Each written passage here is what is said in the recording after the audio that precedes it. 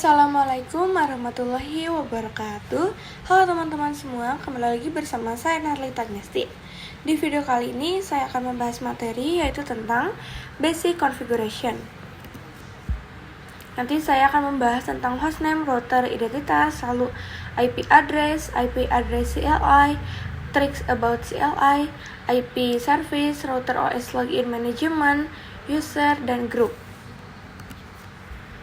Oke, kita ke pembahasan pertama yaitu tentang hostname router identity atau hostname atau identitas router adalah nama yang diberikan kepada router untuk membedakannya dari perangkat lain dalam jaringan.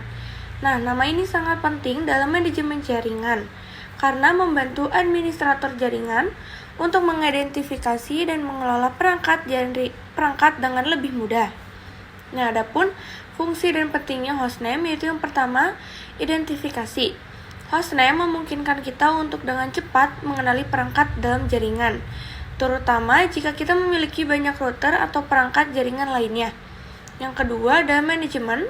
Nah, dengan hostname yang jelas, kita dapat lebih mudah mengelola dan memantau perangkat melalui antarmuka CLI atau GUI.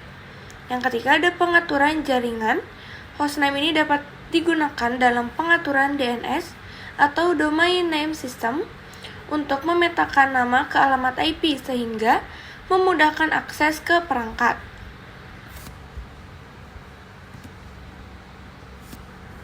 Selanjutnya ada IP address. Jadi IP address ini adalah sebuah alamat yang mengidentifikasi perangkat di internet. Nah, kita bisa belajar membuat IP address pada perangkat routerboard. Nah, setting IP address ini bisa dilakukan secara GUI maupun CLI. Jadi, kalian buka software Winbox ke IP address, lalu isi di address ini yaitu isi IP address atau prefix. Lalu interface ini diisi interface yang akan dipasang di IP tersebut.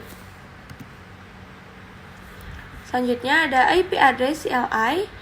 CLI ini ada command line interface, jadi adalah cara untuk berinteraksi dengan router menggunakan perintah teks. CLI memberikan kontrol penuh atas konfigurasi dan manajemen router. Nah, berikut ada beberapa perintah. Jadi, perintah masuk ke suatu menu IP address adalah mengetikkan seperti ini. Lalu ada perintah kembali ke direktori sebelumnya, seperti ini.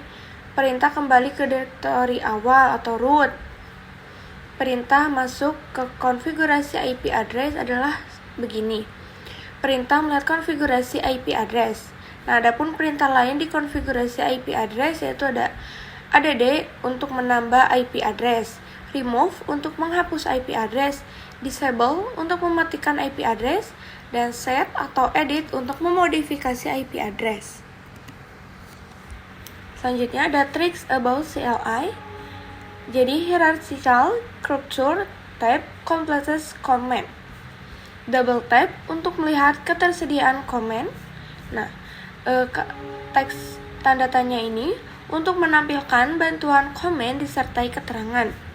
Untuk navigasi komen bisa menggunakan kursor pada keyboard.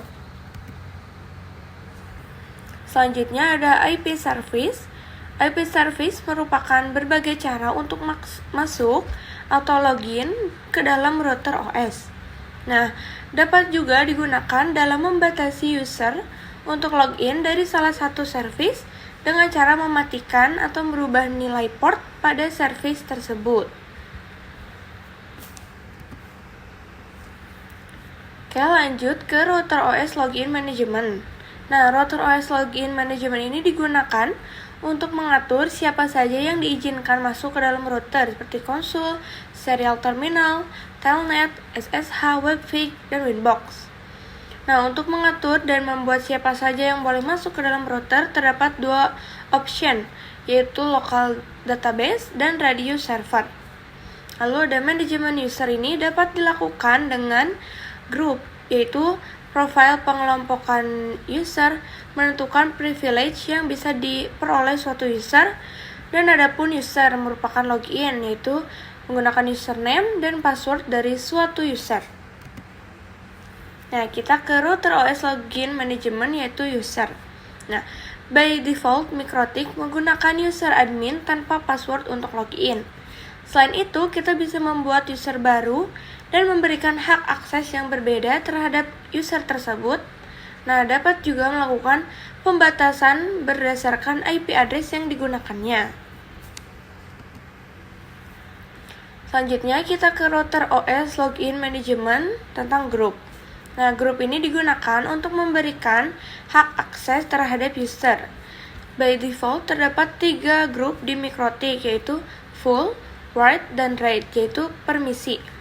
Nah, kita juga bisa membuat custom group baru sesuai dengan aturan yang kita inginkan. Contohnya seperti ini. Nah, segitu saja materi yang sudah saya bahas tadi tentang basic configuration.